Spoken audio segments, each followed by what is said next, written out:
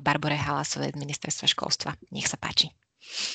Ďakujem za slovo. Dobrý deň. Najprv si zazdielam obrazovku, len mi potvrdíte, či vidíte na obrazovke prezentáciu. Prosím, niekto. Áno. Super, áno, ďakujem. dobrý deň. Dobrý deň, ďakujem pekne. Áno, vidíme. Super. Dobre, tak môžeme asi pomaličky začať.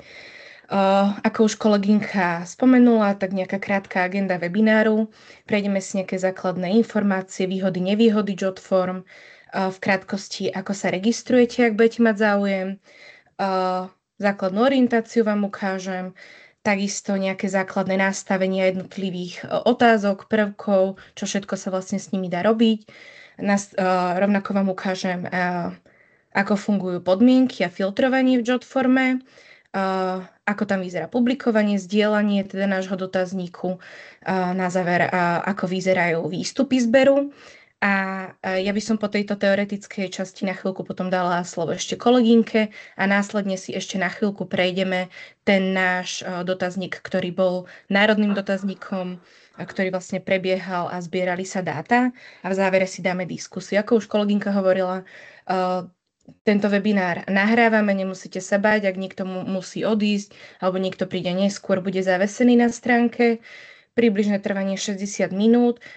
Poprosím vás, ak budete mať počas webinára otázky, kľudne ich dávajte do chatu. Ak budú kolegyne vedieť, budú priamo odpovedať, ak nie, ja na záver zodpoviem. A takisto bude na záver diskusia, možnosť prihlásiť sa na mikrofón a klásť mi otázky. Takže ja by som rovno prešla. Nebojte sa, toto je jediný taký textový slajd, informatívny.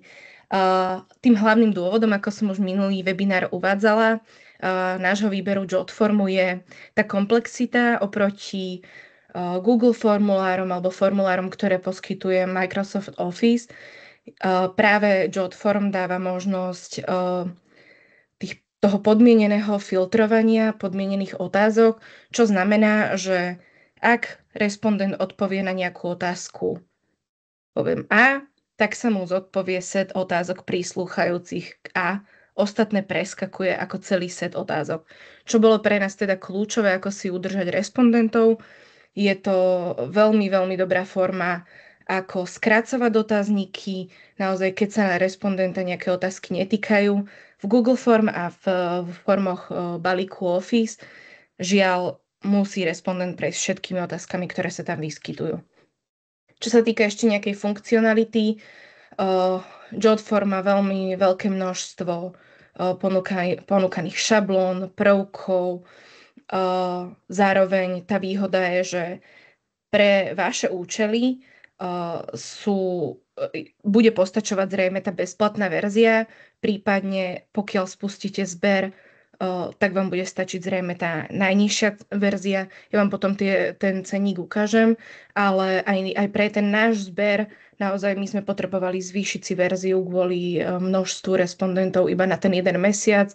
Potom sme to ukončili a ďalej s dátami vieme pracovať.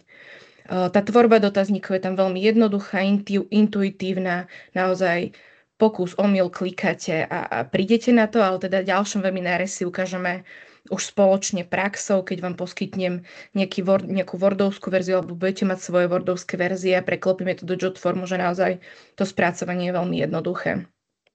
Čo sa týka ešte tej integrácie, JotForm je super v tom, že sa dá spojiť s množstvom iných aplikácií, či už cez zdieľanie alebo naopak vkladanie tam prvkov.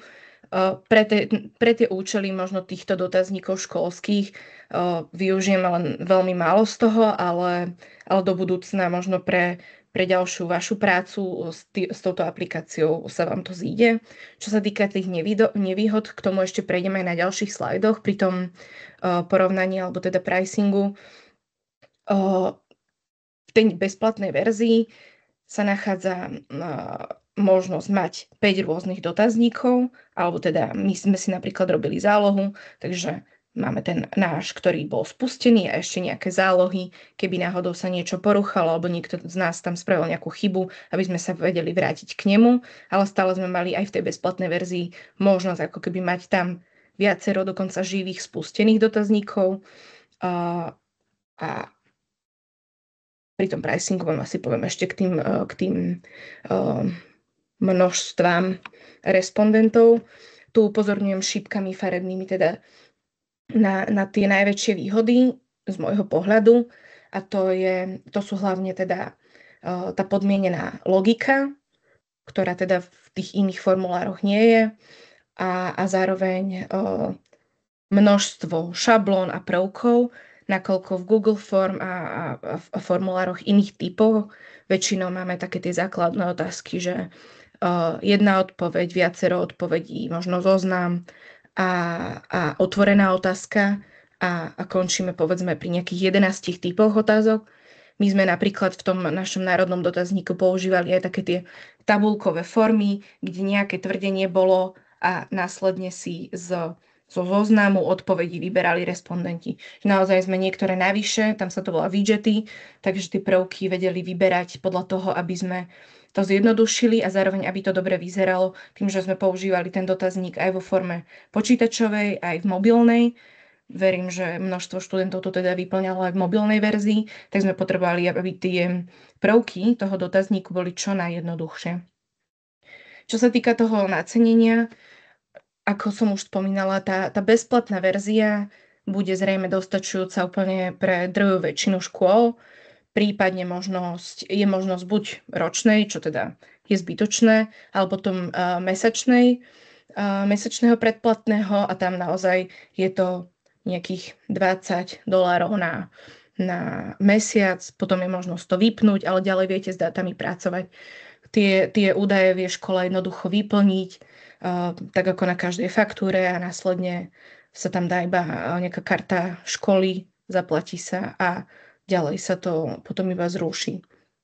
Čo sa týka tej registrácie, ešte by som upozornila, že pred tým ďalším webinárom, ktorý už bude teda prakticky, kde si spolu budeme skúšať webinár, ak máte teda záujem používať aplikáciu Jotform, bolo by veľmi vhodné, aby ste sa registrovali vopred.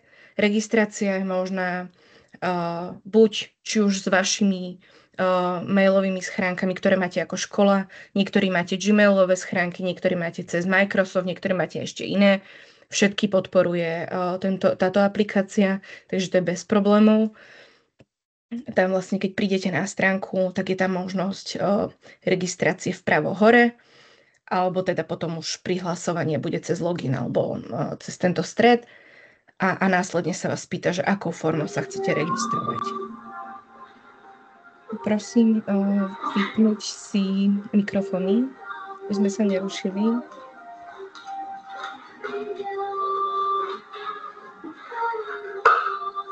Môžem kolegynky poprosiť, že by ste stlmili mikrofóny?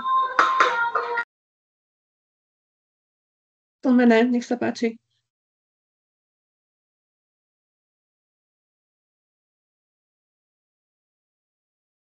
Baška, máte vypnutý mikrofón? Ďakujem, pardon, asi ste zhromadne, dobre.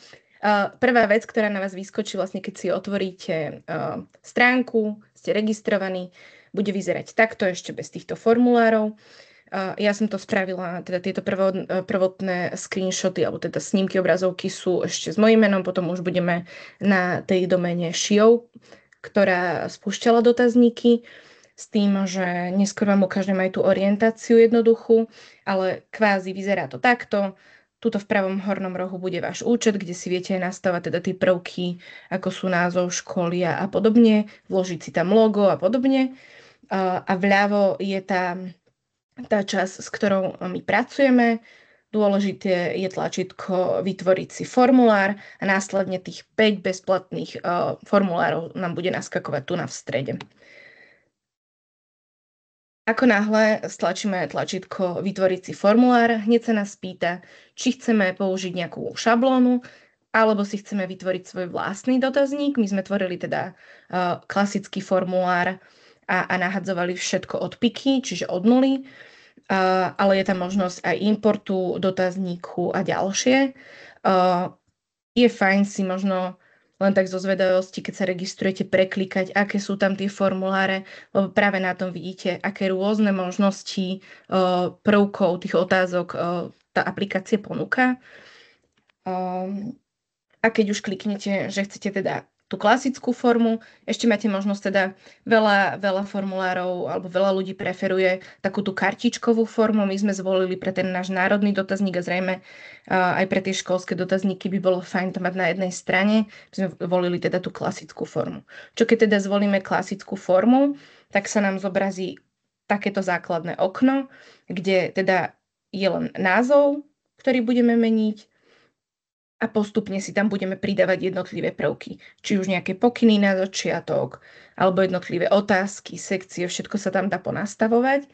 Dôležité sú tá práva a ľavá strana. Ľavá strana add element znamená, že tam nájdeme absolútne všetky typy otázok, ktoré potrebujeme vložiť. Práva strana nám slúži na úpravu toho dizajnu, čo znamená, že vieme si nastaviť, že toto naše pozadie bude modré, červené, aké chceme, že tam vie byť pridané to logo školy a tak ďalej, prípadne veľkosť písma a rôzne tieto prvky, ale teda to je tá druhotná vec. Dôležité pre nás sú teda otázky. A keď už klikneme teda na tie elementy, tak otvorí sa nám vlastne táto lišta, ktorá sa skladá z jednoduchých payments a widgets. My sme používali tie jednoduché a tie widgety. V tých jednoduchých nájdete všetky tie základné otázky typu single choice, teda jedna odpoveď, multiple choice, teda viacero možných odpovedí, drop-down menu, čo znamená teda vybrať si zo zoznamu. Takisto tam je short text a long text, čo znamená, že buď sa nám otvorí takéto klasické úzke okienko alebo veľké okienko, kde má respondent možnosť písať odpoveď na otvorenú otázku. Tam je tiež možnosť limitácie znakov a podobne. Ale taktiež sa tam v týchto ešte základných nachádzajú rôzne otázky na hodnotenie. To býva na hodnotenie kvality, spokojnosti a tak ďalej. Rovnako vieme stupnice upravovať od 1 do 10, od 1 do 5, podľa toho teda, ako si to my potrebujeme nastaviť.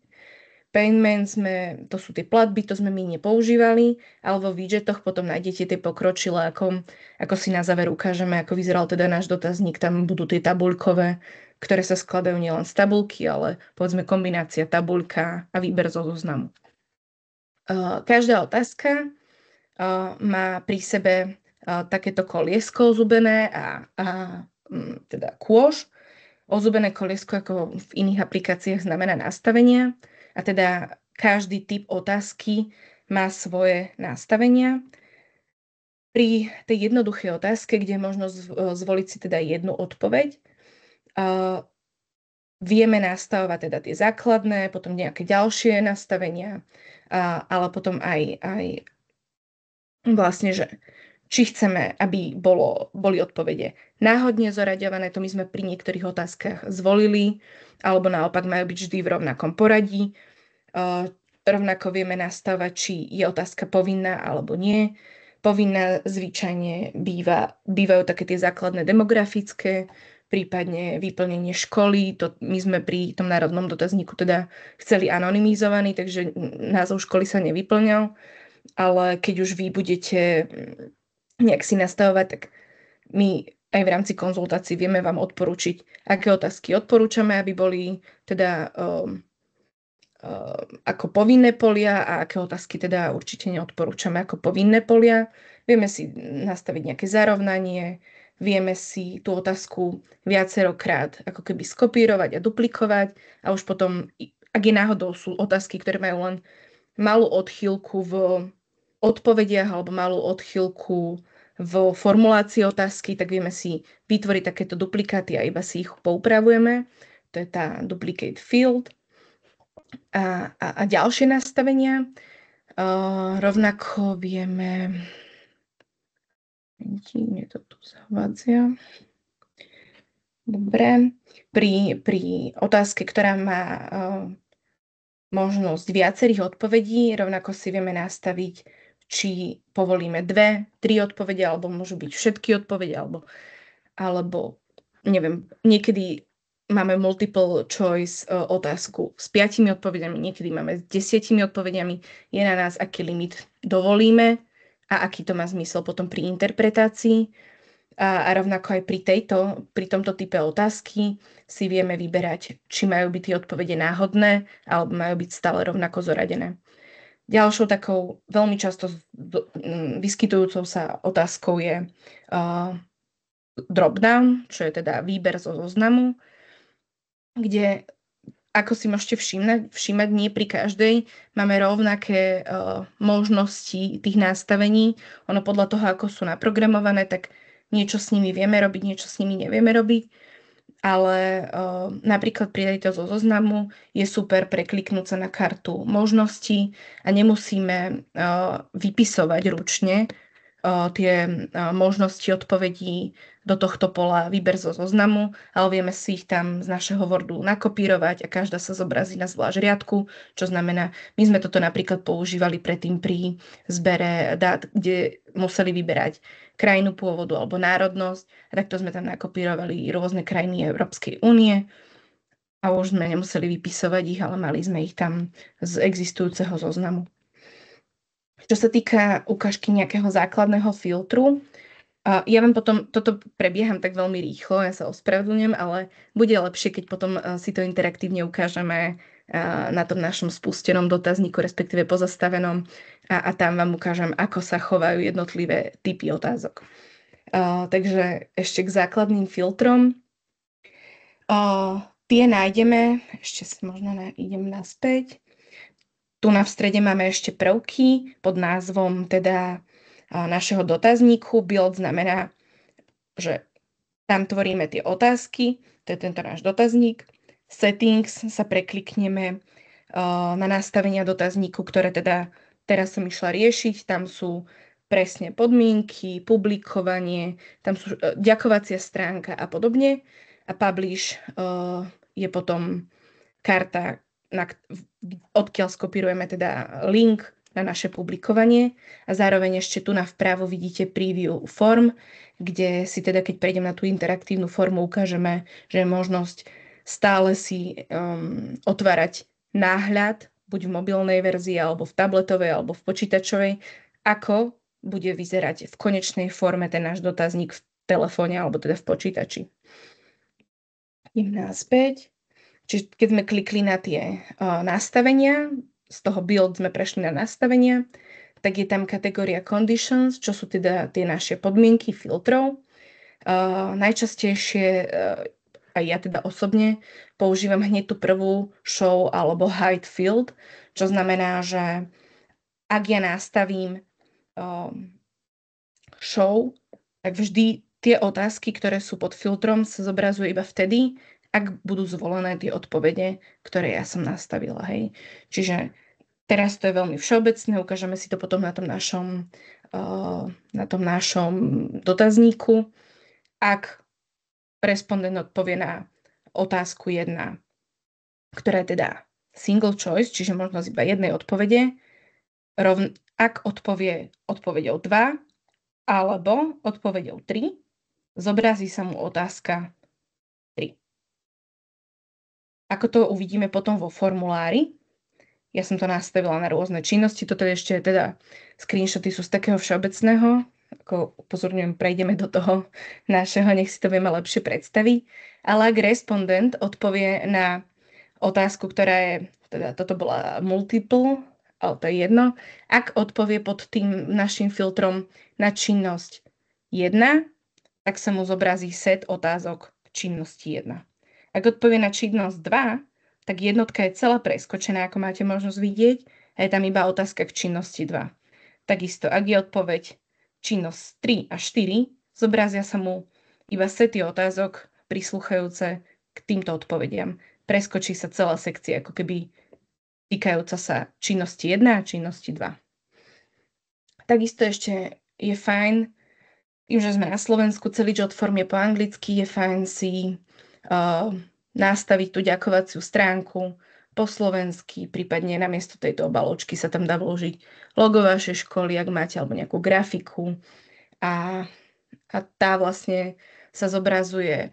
Je možnosť tam nastaviť buď priamo, keď dokončia dotazník, alebo potom, Ak nastavíte dotazník tak, aby chodili aj ďakovacie maily za vyplnenie, nejaké potvrdzovacie, tak dá sa nastaviť aj tam tá ďakovacia formulka priamo v e-maili.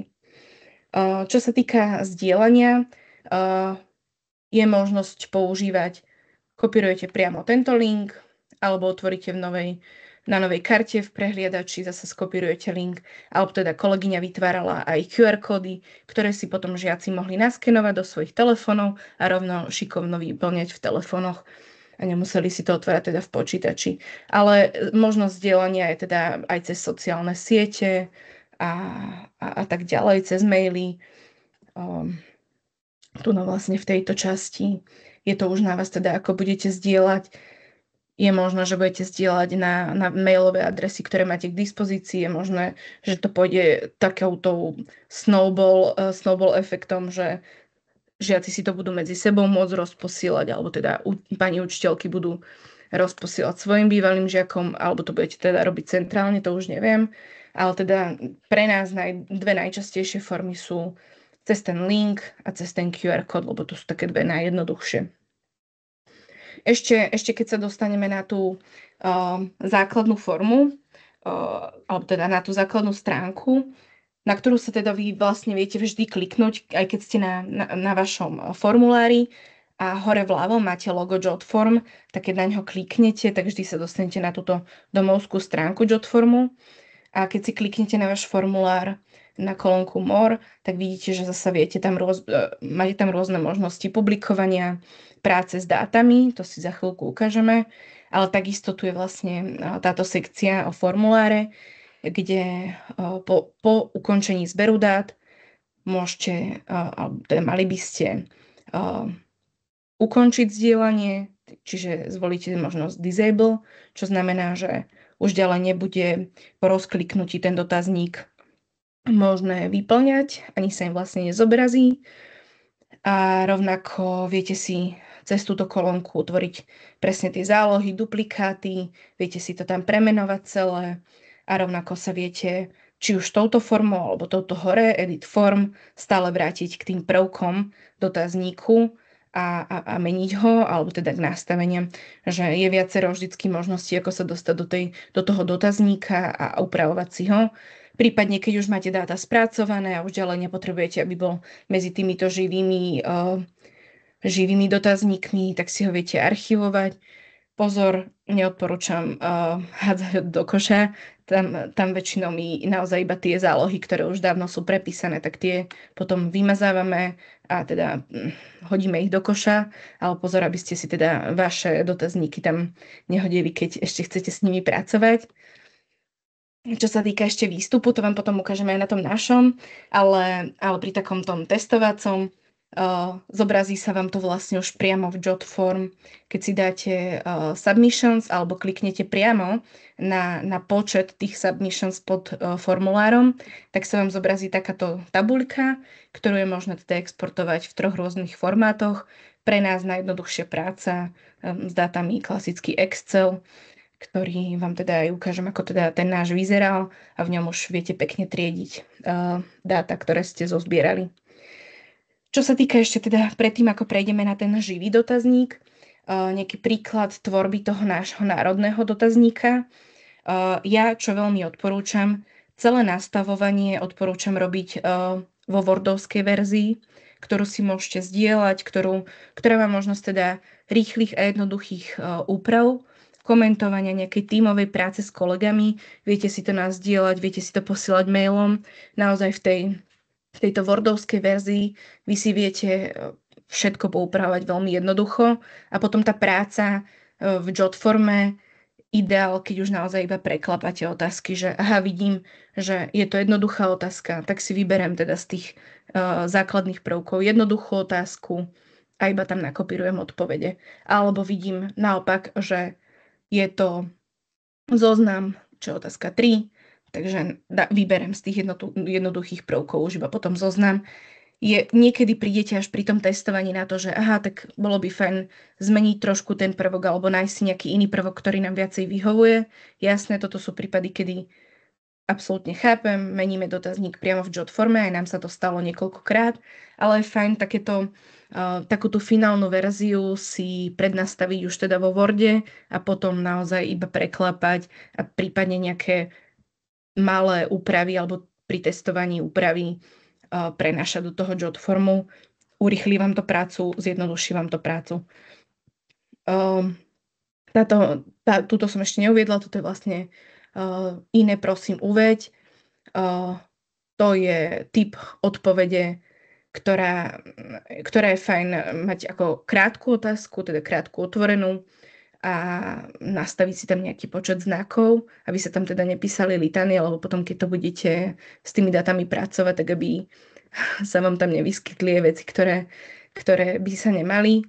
Ešte upozorním možno, že je dobré myslieť už pri nastavení toho dotazníka, aby ste obsiahli v odpovediach čo najviac všetkých možných odpovedí a naozaj nemusíte dávať veľa tých otvorených otázok, veľa otvorených odpovedí kvôli tomu kodovaniu a triedeniu dát, ale naozaj tomuto sa vyhýbať a skúsiť čo najviac otázok nastaviť ako výber z nejakých možností, výber zo zoznamu a naozaj iba sa dopytovať na také veci, ktoré sú veľmi špecifické, tak tie nastavovať cez iné, prosím, uveď, alebo cez otvorené otázky dlhšieho formátu. Ale práve pre to spracovanie dát bude oveľa jednoduchšie pre vás, keď čo najviac tých otázok nastavíte, takže obsiahnete tie odpovede už v tých možnostiach. Tretie to okno, čo tu vidíte, to už je to, čo respondent videl, keď si otvoril teda cez QR kód alebo cez link náš dotazník, čiže bolo tam nejaké pozadie nastavené, bolo tam logo Šiovu, ktoré zbieralo dáta, nejaký krátky úvod, popis, koľko dotazník približne trvá. My odporúčame teda nemať príliš rozsiahle tie dotazníky, ideálne je do nejakých 10-15 minút. Treba si to otestovať a kľudne zmerať nejakým časovačom. A rovnako treba dbať na to, aby respondent cítil, že jeho odpovede sú anonymné, že nie je dohľadateľný, že nezbierate nejaké citlivé dáta, ktoré by mu mohli ublížiť, lebo takto ľahko strácame potom respondentov a nie sú ochotní nám odpovedať. Ešte vám ukážem ten spôsob podmienky, ako sa prejavil práve na našom dotazníku, teda ešte tejto neinteraktívnej forme. Je to priamo na otázke 12, ktorá bola multiple, pardon, to sa ospravedlňujem, že tu nie je napísané, single, kde keď nám respondent odpovedal, že nie je spokojný, tak potom sa mu objavili ďalšie sety otázok, ktoré sa toho týkali, 12a a na ňu naväzujúca prípadne odpoveď iné. Čiže ak dal spokojný, tak sa nám nič nezobrazilo, ale ak bola splnená tá podmienka, že je nespokojný, tak sa nám zobrazilo potom vlastne v tejto časti ešte tie doplňujúce otázky. Predtým, ako prejdem na tú interaktívnu formu, kde to teda podľa mňa oveľa lepšie ešte uvidíte a v ktorej si teda ukážeme aj, ako to vyzerá to zobrazenie testovacie, ako vyzerá v počítači a v mobile, ten náš dotazník, alebo čo sa stane, keď nevyplňa nejaké povinné polia, ktorých teda my sme tu nemali veľa, ale veľakrát v dotazníkoch potrebujeme naozaj napríklad tú demografiu alebo nejaké špecifické otázky, aby nám vyplňali, ktoré sú väčšinou označené takou červenou hviezdičkou. Tak ako sa to chová, keď nám to nevyplnia, ako nám upozorní Jotform. Rovnako vám prekliknem nejaké filtračné otázky a ukážem vám potom aj tie Excely, ako to vyzerá teda vo finále, čo teda nám sa ukázalo. Ak môžem poprosiť kolegynku, aby ešte vstúpila Ľubka Habodásová, kým ja prejdem teda na tú interaktívnu formu. Ďakujem veľmi pekne, dobrý deň. Baška, mohla by som na chvíľku zazdieľať obrazovku? Určite áno. Ja som zastavila zdieľanie, páči sa. Dobre, je to vidno? Áno.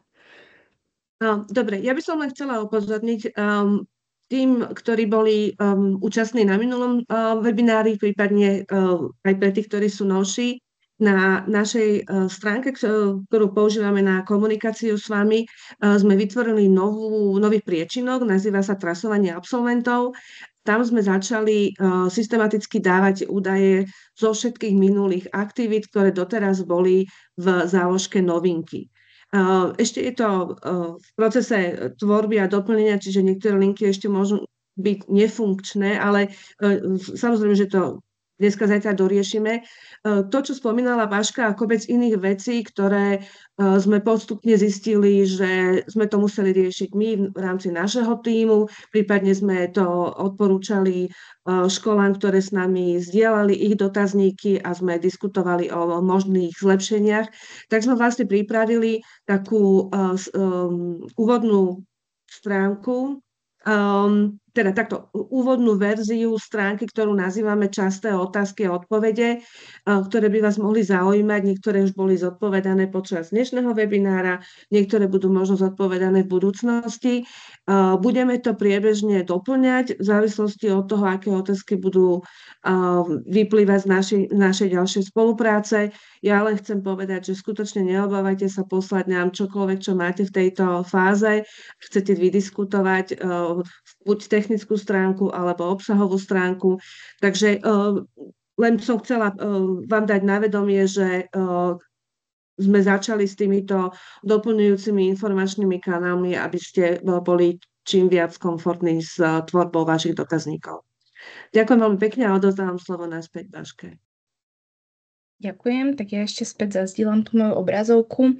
Prejdeme teda do tej interaktívnej formy. Vidíte znova to moje okno, kde je teda Word a dotazník? Áno, vidíme. Dobre, tak možno iba tak rýchlo preskrolujem ten dotazník, ktorý teda vám je aj k dispozícii. Naozaj my sme si tímovo zdieľali a upravovali tie odpovede na niekoľko foriem. Toto nie je ani verzia 2, ani 3, ani 4. Naozaj, že vždy sme prišli na to, že ešte treba nejaký iný vstup, iný pohľad. Zase, keď niekto iný vstúpil do tímu, videl na tom iné možnosti odpovedí alebo iné odklony alebo sety otázok. Takže my sme naozaj všetko nastavovali v tom našom Worde a posielali si teda verzie s tým, že ja som pre také zjednodušenie práce. Ja som nastavovala si teda tieto rúžové informácie.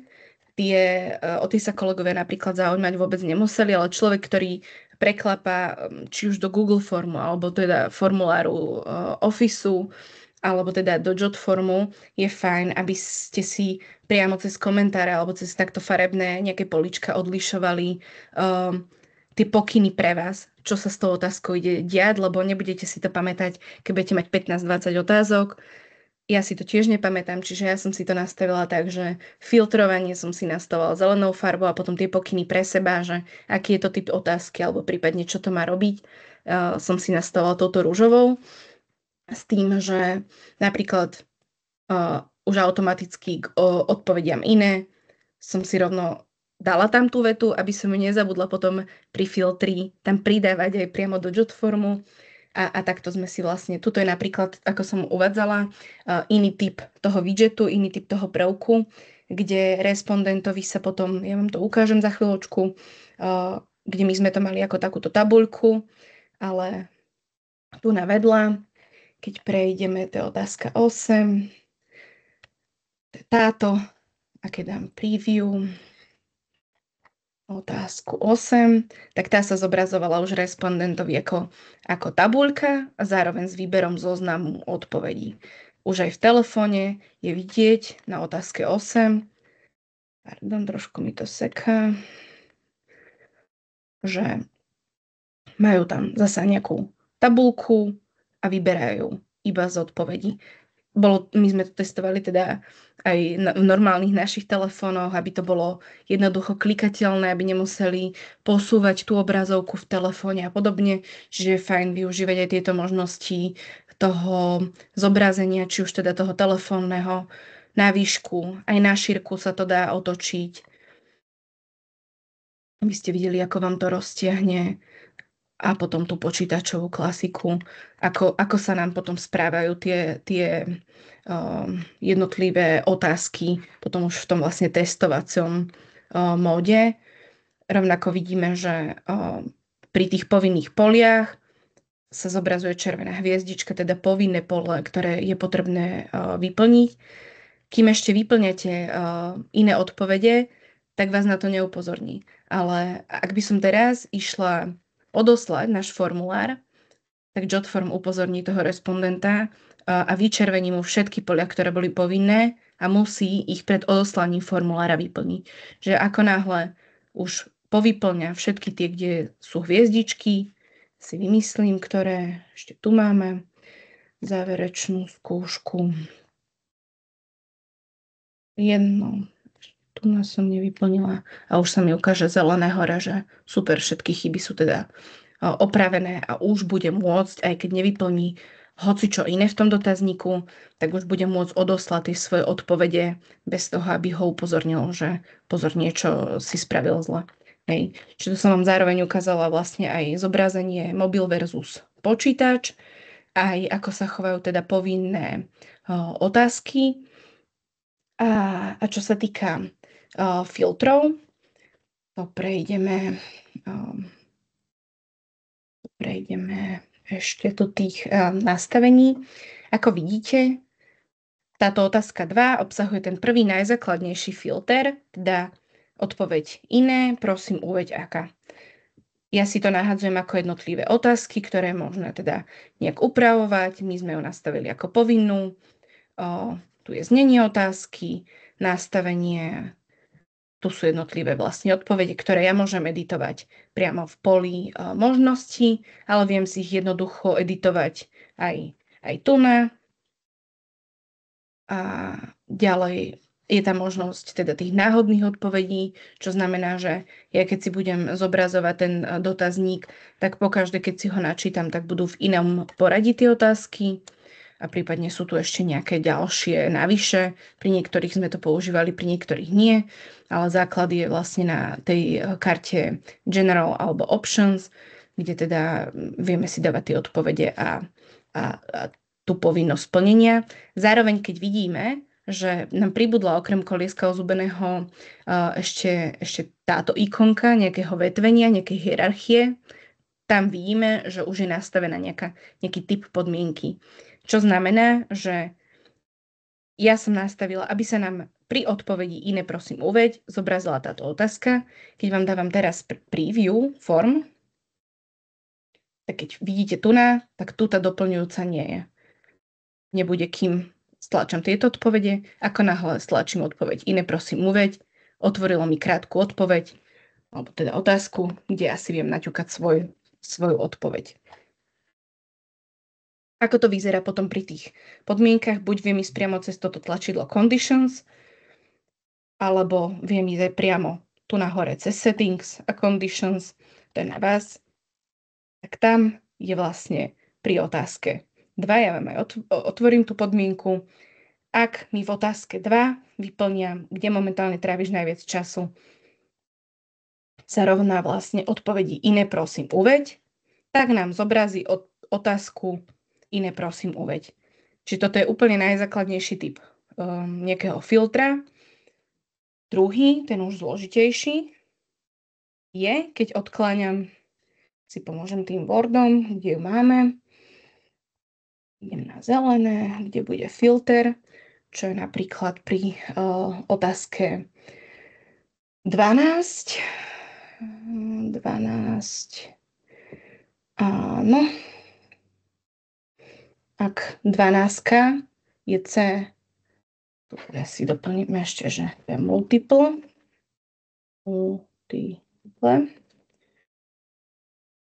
Nie, Baška, to bolo single, prepáč.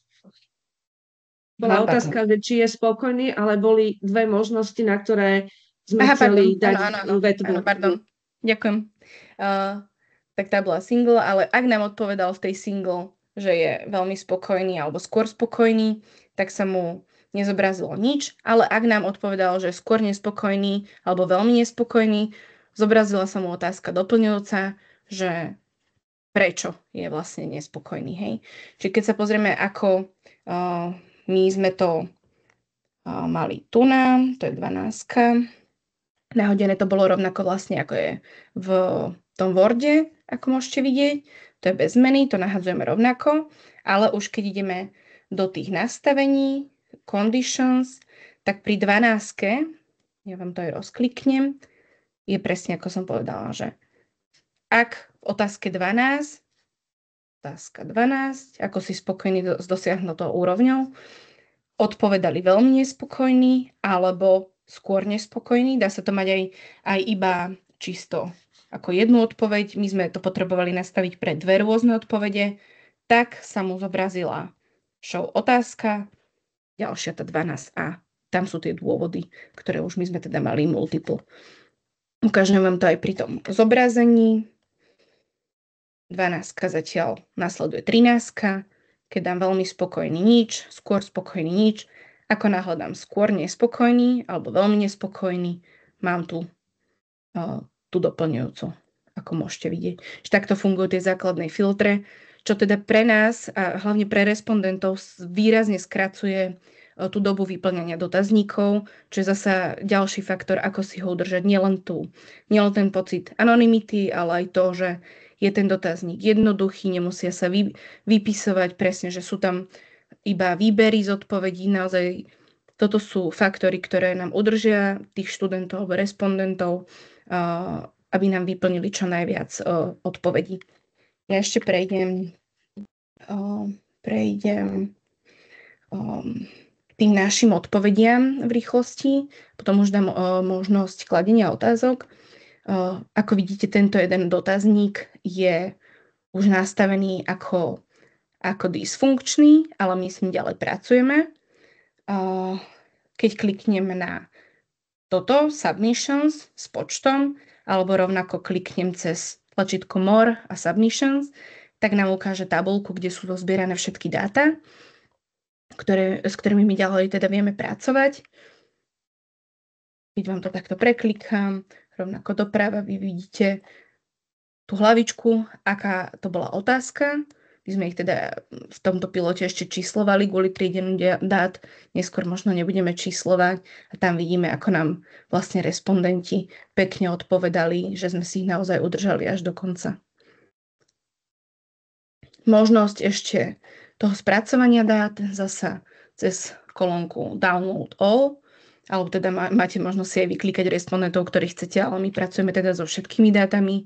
Stiahli sme si Excel a ten Excel vyzerá ako klasická Excelovská tabuľka, s ktorou ďalej vieme pracovať, filtrovať, premazávať, čo potrebujeme. Dobre. Toto asi za mňa všetko zatiaľ.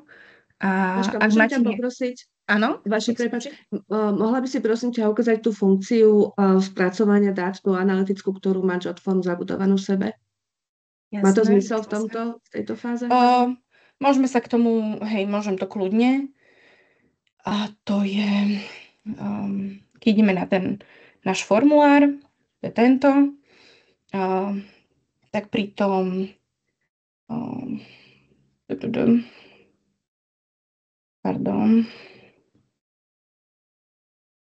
tak to ideme späť na tú našu úvodnú stránku cez more a je možnosť vlastne, ak nemáte veľmi skúsenosť s spracovaním dát a podobne, je možné vytvárať tie reporty aj priamo cez tú aplikáciu JotForm a tam si vizualizovať tie dáta bez nejakého triedenia, usporiadania.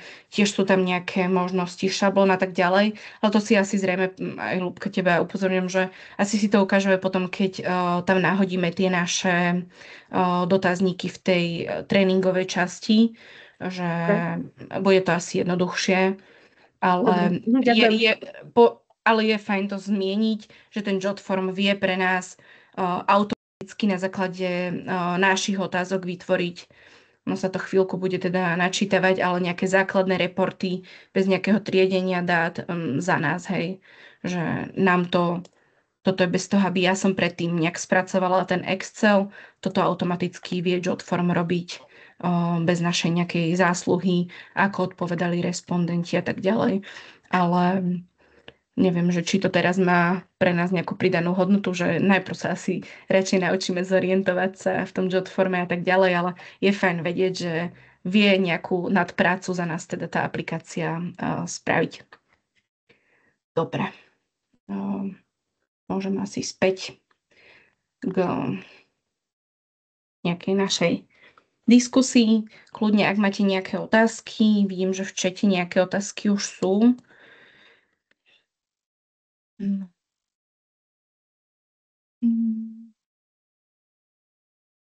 Nevidím tu nejaké otázky, že skôr je to technického zamerania, ale ak sa niekto hlási, veľmi rada odpoviem na čokoľvek. Snažila som sa to tak čo najrýchlejšie prebehnúť, ale pritom ešte sa vrátim, upozorňujem, skúste sa teda, ja sa môžem skúsiť otvoriť na nejakom inkognito móde, čo by bolo teda veľmi fajn sa vopred stihnúť na ten JotForm, ak teda chcete pracovať s ním, používať tie funkcionality skrývania, filtrovania otázok.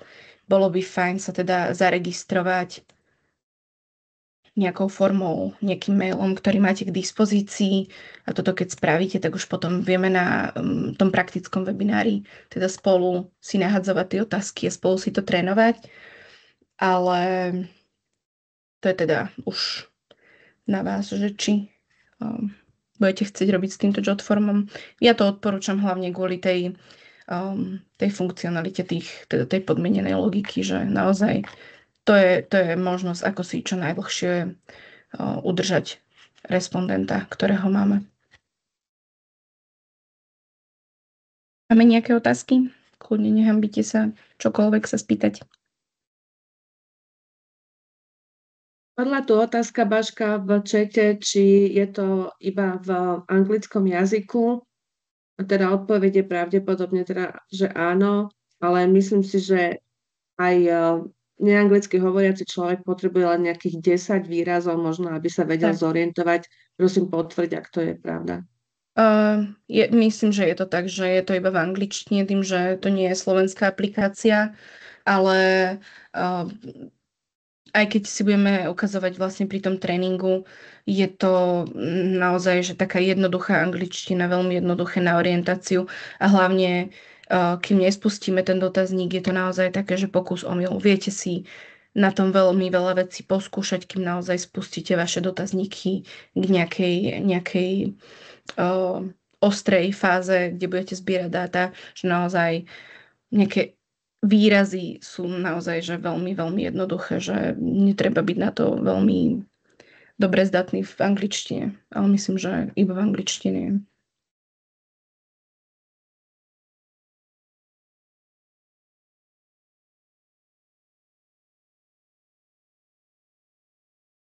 Chcete sa k niečomu ešte vrátiť alebo niečo sa spýtať, čo by vedel robiť ten dotazník, alebo zatiaľ vám to takto stačí?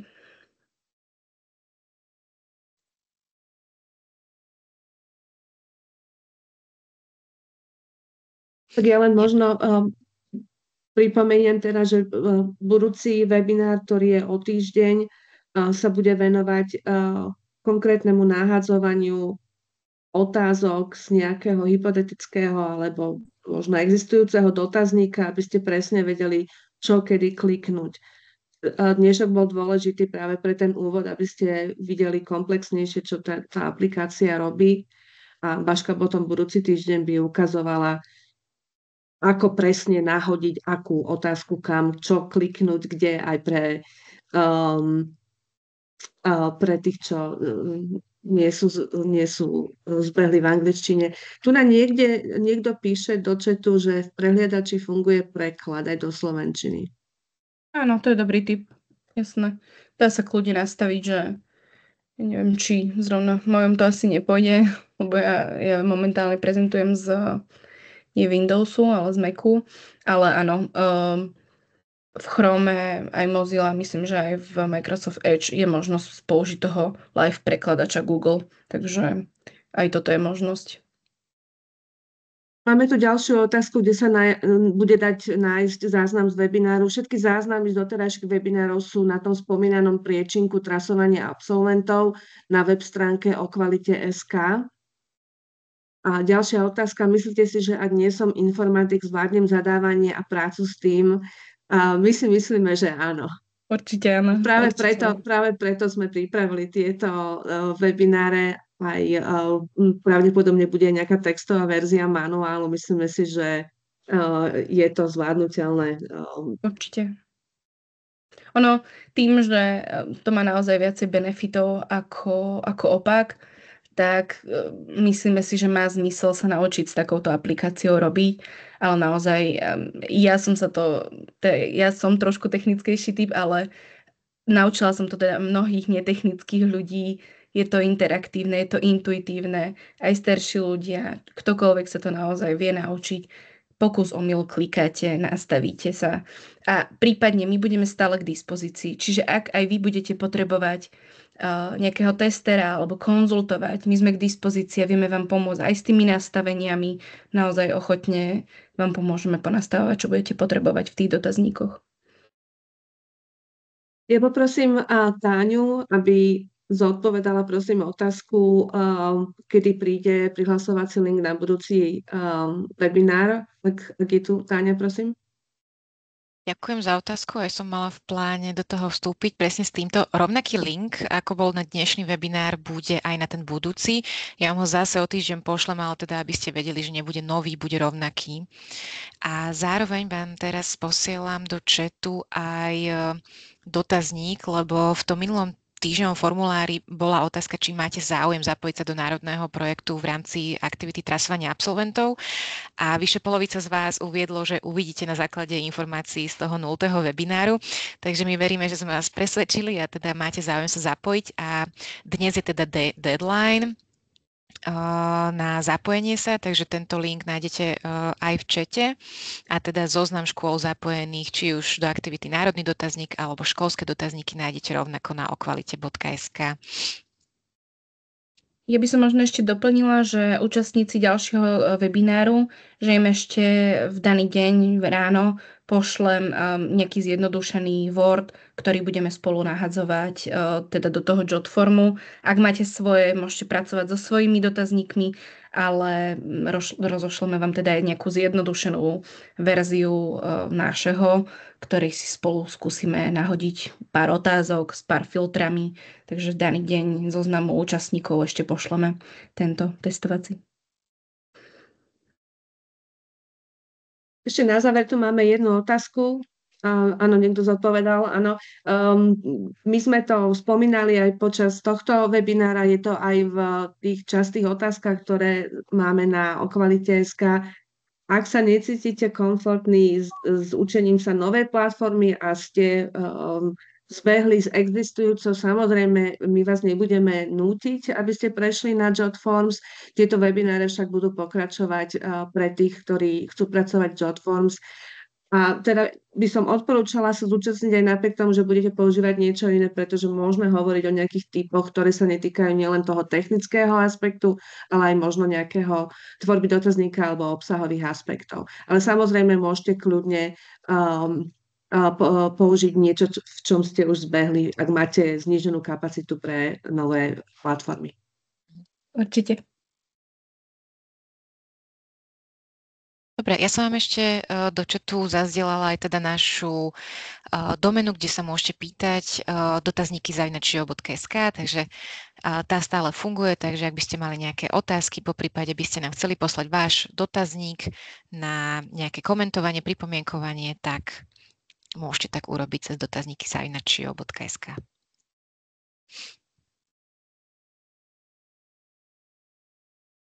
Ak v tomto momente nemáte ďalšie otázky, tak ja vám ďakujem veľmi pekne za čas a pripojenie sa a teda vidíme sa